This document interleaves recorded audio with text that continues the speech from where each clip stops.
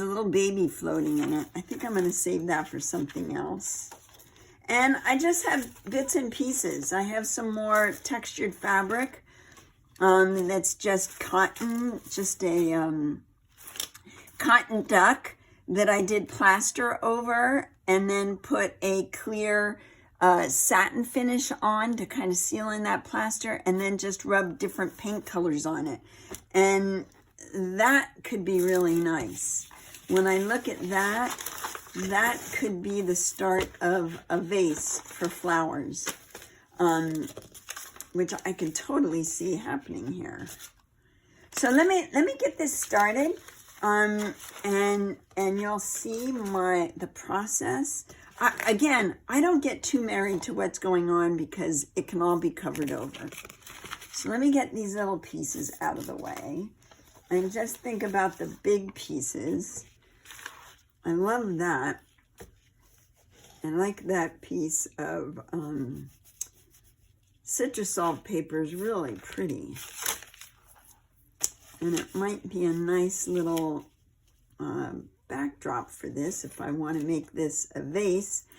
And I think I might. So let me just lay that down. With the papers that have a bit of a shine, like magazine pages, you need to be a little careful with those because they're slippery. They have a gloss on them, which makes the page a little bit more slippery and harder to lay down. They tend to buckle more. So I'm really going to get a nice coating on here and then really make sure I've got that laid down so it doesn't bubble up. And I also have a lot of texture happening underneath this one, which gives air bubbles a little bit more opportunity to show up. I think that's down pretty good. Now, for this piece of fabric, I'm gonna need something a little heavier to hold that down. So I might just put on a coat of the gel medium.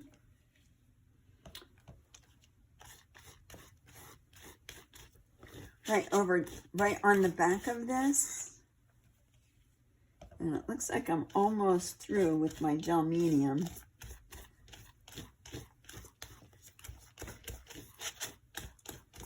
Okay, there we go. I can kind of work it in with my brush. It's a pretty durable piece of fabric. Let's see, do I want it like that? Oh, I think I want it like this with this dark color down in the corner. Don't want to cover up all my flowers yet. Just yet, I don't.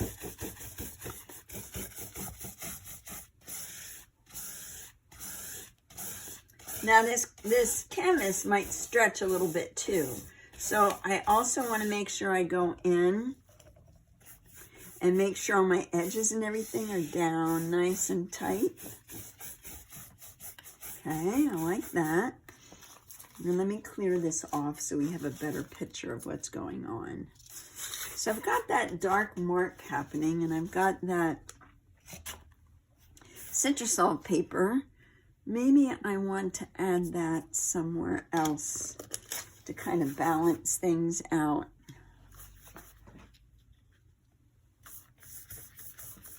One piece there. And I've also got the piece with the fish and the cactus in it. Kind of fun, but I don't know if it's going to go along with what I have happening here. Not convinced yet. So I could put it on and then go ahead and take it off or paint over it.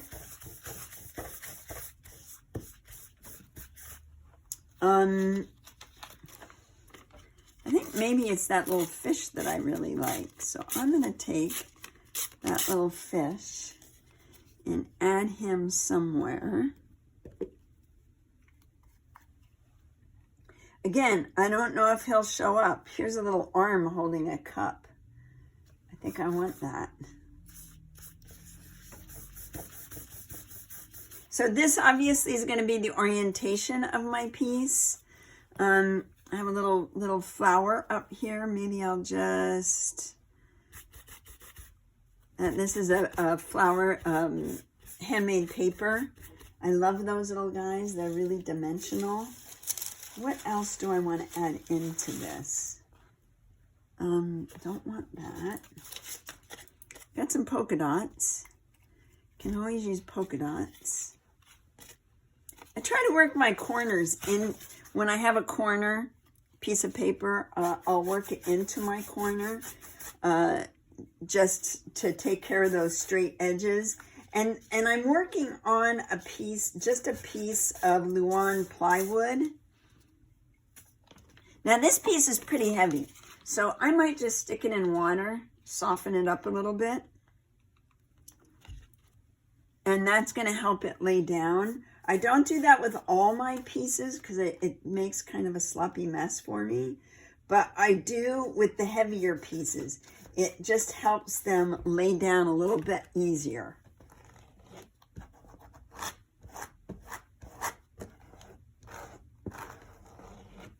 And I've got purple happening here because there's purple Stabilo pencil I scribbled on this. It's a water-soluble pencil, so it is leaving purple on the background, which is fine. I'll make that work somehow. I've got a couple more pieces of text. Got some little index cards, it looks like, and even if I don't use that, end up using that, I'll like the texture adds. I'll put another one up here just to kind of balance out where I'm at.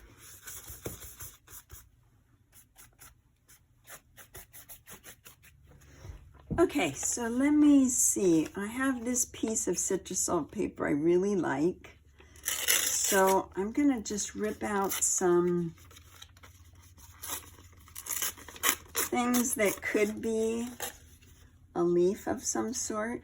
If I wanted to take it in that direction, which I think I do.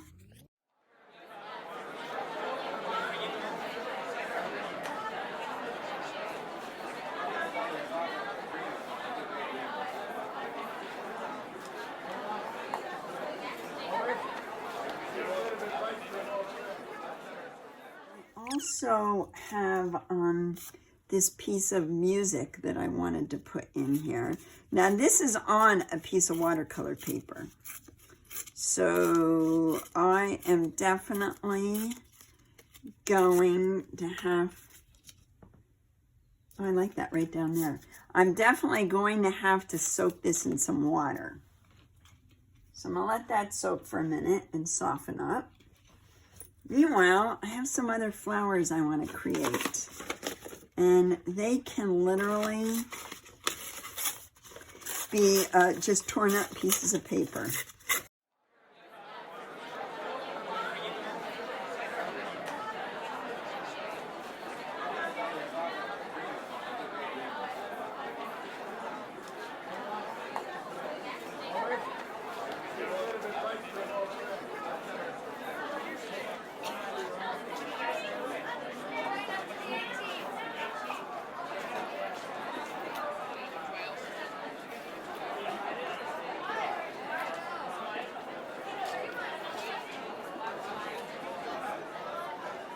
So I'm kind of liking this. I've got my vase and I've got my flowers. These original flowers will play into it somewhere. Got that little fish. Is there anything else I want to add? Oh yeah, I do have my sheet music. And we know I have to use my heavy medium for that. I'm going to put that right down here.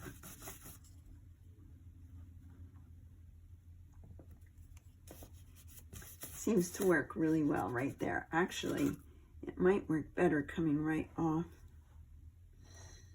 No, don't like that. It's too far over to the side.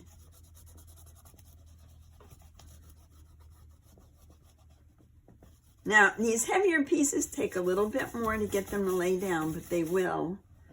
And you got to work it so that they stay down and you know that they're there for good. So I like that. I've got this really pretty, doesn't really mean anything, but I like that little touch of turquoise in here. Maybe I'll just put it right on top of this. Let me see, I'm gonna pull this paper up here. I hope that this is in view, and I'm gonna put this kind of offset right there.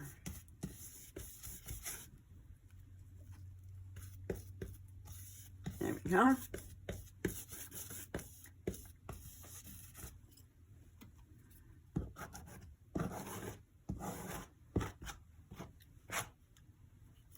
I think I'm happy with this right now.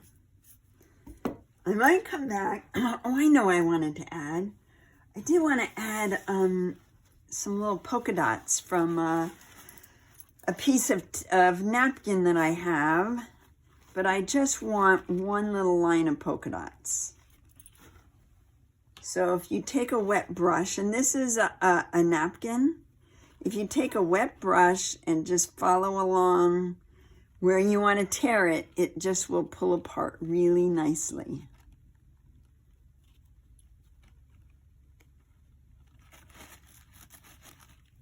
And there we go.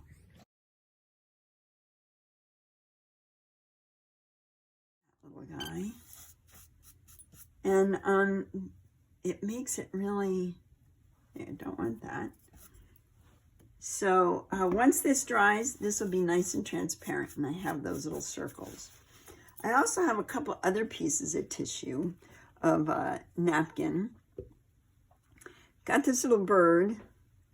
Don't really know if I want a bird, but I might. So I'm going to lay it down here, and if I decide to keep it,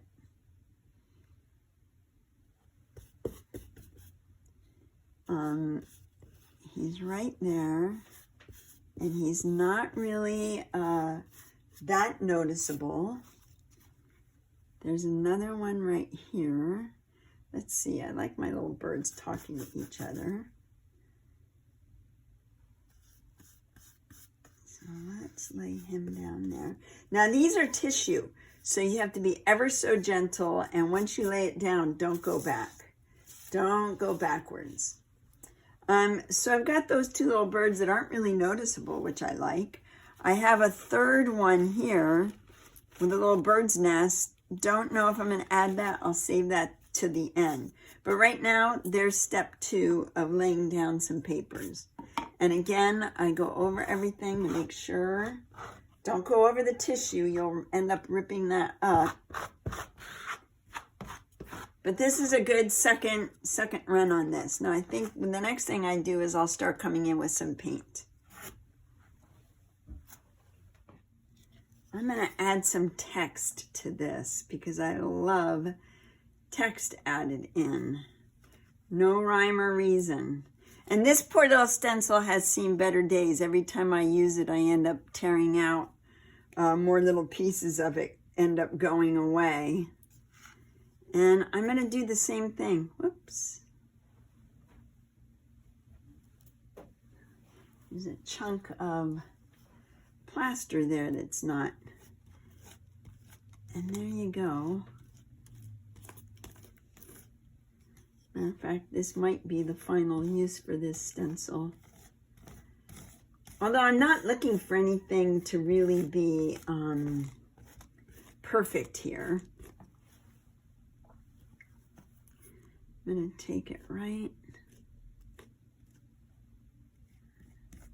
to the edge of my vase. Maybe a little bit up there. Let's see what we got. Okay, that's kind of cool. And then I might want to bring it up here. Now, I don't really have to put more plaster because there's plenty of plaster on this. Just need to hold it down. And I'm using my color shaper for this. It works really well for laying laying down the plaster like this as a little trowel. Let's see. And I just want a little bit so it kind of follows up there to the top, keeps your eye moving around. So that is where I'm going to stop on this. So both of these pieces now have layers of paper. They've got some things to add texture. I've added in the stencils for texture, and this is a really good starting off point for me to now create a couple of florals, which is probably what I'm going to do because that's what I like.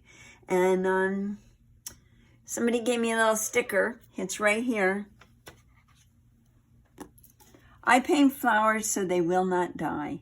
And I keep that on my desk to remind me every time I get ready to paint flowers and I say, I don't really need to paint more flowers. I guess I do, because I gravitate towards that and I really enjoy it. So I hope this was helpful. And I have my class starting on January 4th through the 25th, 4 Mondays in a row from 10 in the morning until 1. And it's a mixed media, what's underneath, but we will complete paintings. We won't just be doing the underneath. And it's going to be pretty fun. I also make sure that I video the classes so that you have those to follow back on and make sure that you haven't missed anything in class. So you can read more about that in the description, but for now, you can do this right now. This is so fun and so freeing, and I love it. So enjoy.